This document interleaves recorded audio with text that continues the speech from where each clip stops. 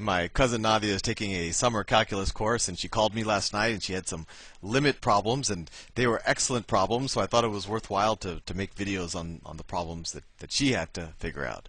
Anyway, so let's do them. If I remember them correctly, I'm doing this on memory, so I hope the answers work out like they did last night when we were going over them on the phone. So if I remember correctly, the first problem was the limit as z approaches 2 of x, oh no, not there, why there's no x, it's a z of z squared plus 2z minus 8, all of that over z to the fourth minus 16. So the first thing when you want to do when you try a limit problem is, well, you just try to substitute the value into, maybe there's no problem when z equals 2, and you just evaluate the function at z equals 2. If it's a continuous function, then the limit as it approaches 2 is going to be the function at 2. But you immediately see a problem. If you put 2 right here, 2 to the fourth minus 16, you get a 0 in the denominator, which is undefined. So we have to figure out some way to get around that. And 9 times out of 10, when you see a problem like this, the solution, because both the numerator and denominator look factorable, is to factor the numerator and the denominator. So this is equal to the limit as z approaches 2. What's the numerator factored? Let's see. When you add two numbers, you get positive 2, and you multiply them, you get minus 8. So it's probably plus 4 and minus 2. Right? So this is going to be x plus, no, not an x. I'm so conditioned. I'm like a dog. Oh, I can't even undo it anymore. Anyway, well, z, actually, I'm going to erase that. I don't want to be messy. Let me erase. I tried to undo it, and it doesn't remember everything. So it's z, let's say, plus 4 times z minus 2. That's just factoring a quadratic. And what is this? This has the form a squared minus b squared, right? So that's going to be, but a squared, and if this is a squared minus b squared, a would be z squared, right? So it's z squared plus 4 times z squared minus 4. And then, of course, this also has the form a squared plus b squared, right? So this will further factor into z plus 2 times z minus 2. Well, our factoring paid off. We see a term in the numerator and the denominator that are the same. And not only are they the same, but this is the term that was giving us the problems, right? Because when you put a 2 in here, you got a 0. So let's assume that we're not evaluating at z equals 2.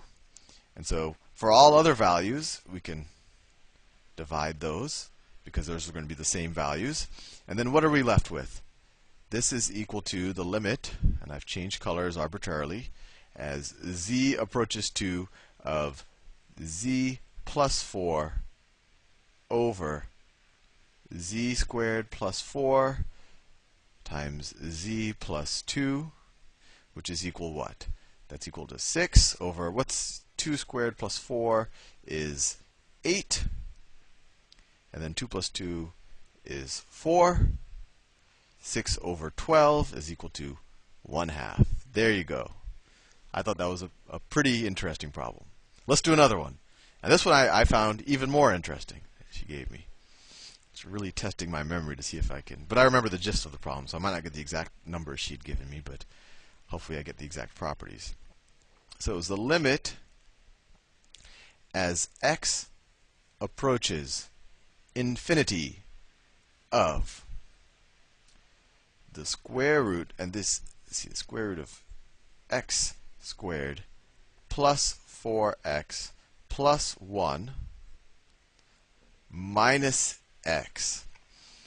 So when you look at this, you're like, well, let's see what's happening here. Let's see this.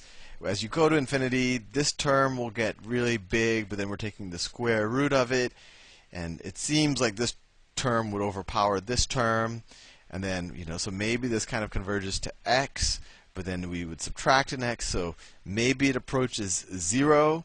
So that's, at least, that was my first intuition when I spoke to her. But as we will see, the intuition here is wrong. And really, to do this, you have to know a little bit of a trick. And this trick pays off a lot whenever you see something with a square root sign and then subtracting something else, if you want to get rid of that square root sign. So what we are going to do is going to multiply.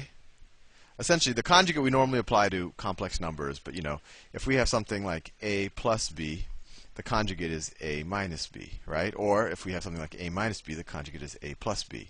And the reason why, and what we're going to do is we're going to multiply by the conjugate of this. And why is that normal? Why is that useful? Because we have a minus b. If we multiply it times a plus b, we get a squared minus b squared, which will make this radical sign disappear without too much work. So let's do that. Let's multiply by the conjugate of this thing. But we can't just multiply it, right? We have to multiply it by it over itself, because you can only, to not change the value of something, you can only multiply by 1. So let's multiply it by the conjugate, x squared plus 4x plus 1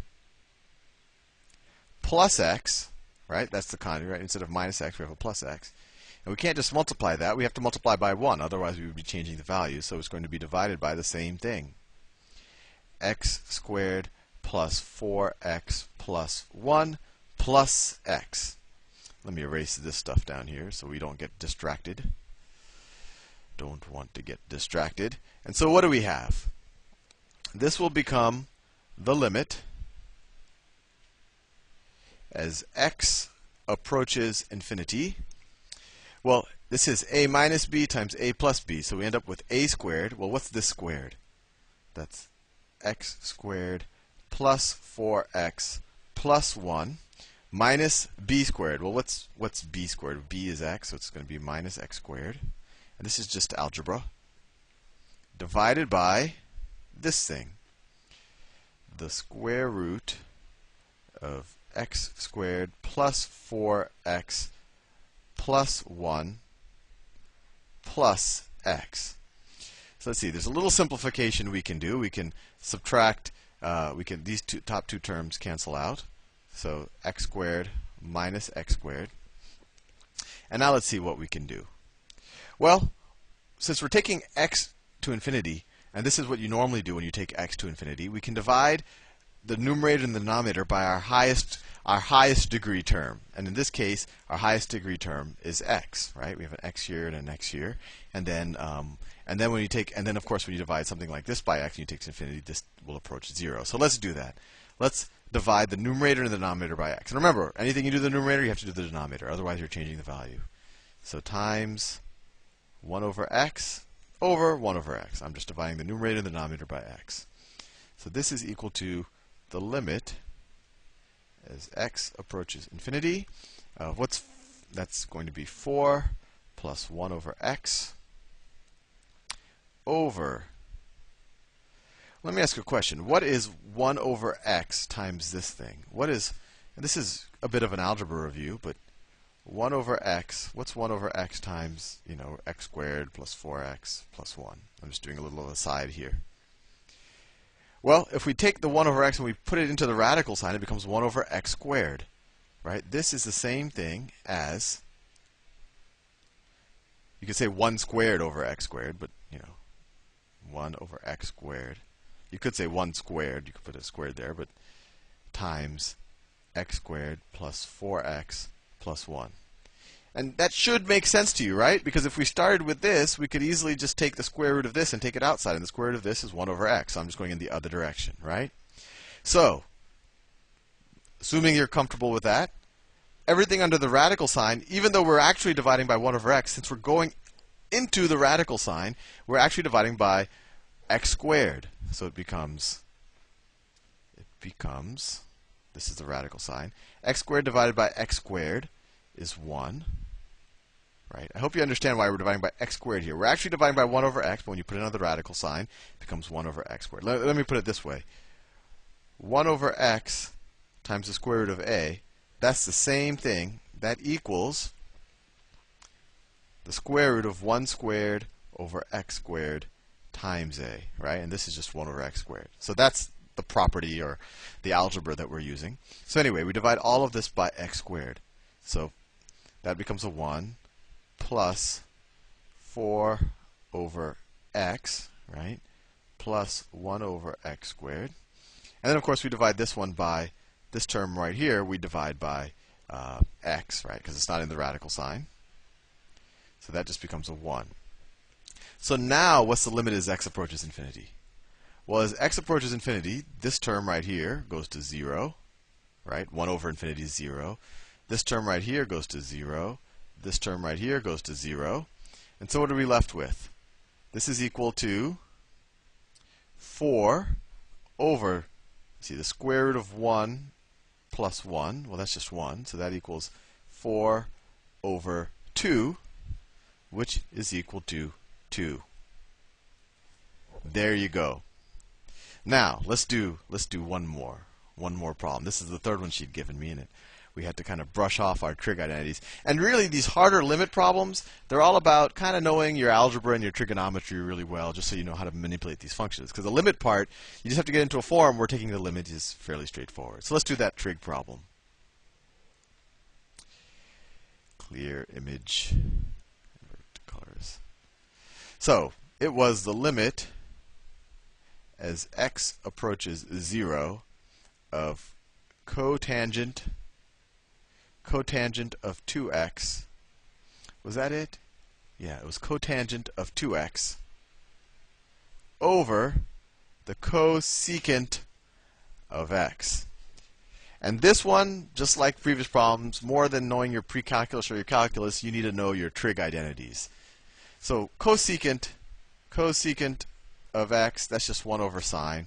I remember that by saying it's non-intuitive. You would have thought that cosecant is 1 over cosine, but it's not. It's 1 over sine. So I remember that it's non-intuitive.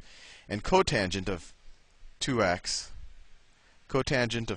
is equal to 1 over tangent of 2x. And tangent is sine over cosine, so cotangent is the opposite. So that equals cosine of 2x over sine of 2x. Right? Okay. So what is this equal to? So this is going to be the limit as x approaches 0. Cotangent of 2x, we said, was cosine of 2x over sine of 2x. And then it's going to be all of that over the cosecant of x. Well, that's just 1 over sine of x. 1 over sine of x. Well, if you divide by 1 over sine of x, that's the same thing as multiplying by sine of x.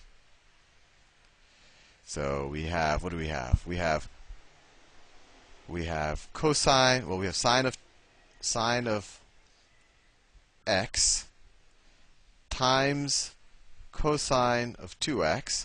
All of that divided by sine of 2x. Just doing a little arithmetic.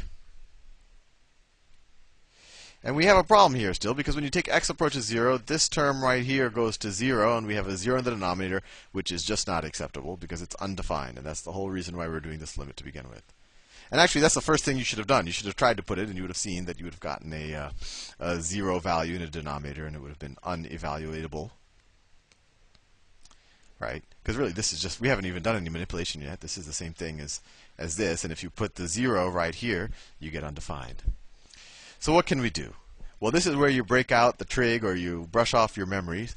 What is the sine of 2x equal? And this is your one of the double angle formulas. Sine of 2x, it is equal to 2 sine of x cosine of x. So if you know that, then you've gone a long way, because then it becomes pretty simple to simplify. So it becomes 2 sine of x cosine of x. And then if we assume that x isn't 0, it's just approaching 0, we can divide the numerator and the denominator by sine of x. And what are we left with? We're left with the limit as x approaches 0 of cosine of 2x over 2 cosine of x. Well, what's cosine of 0? Cosine of 0 is 1, right? So cosine of 2 times 0, which is 0, that's also 1. So that is equal to 1 over, right, cosine of 0 is 1 over 2 times 1. So it equals 1/2. There you go. I think those are 3 fairly meaty limit problems, and if you know that, you're probably prepared for something that your calculus teacher might throw at you. See you in a future video.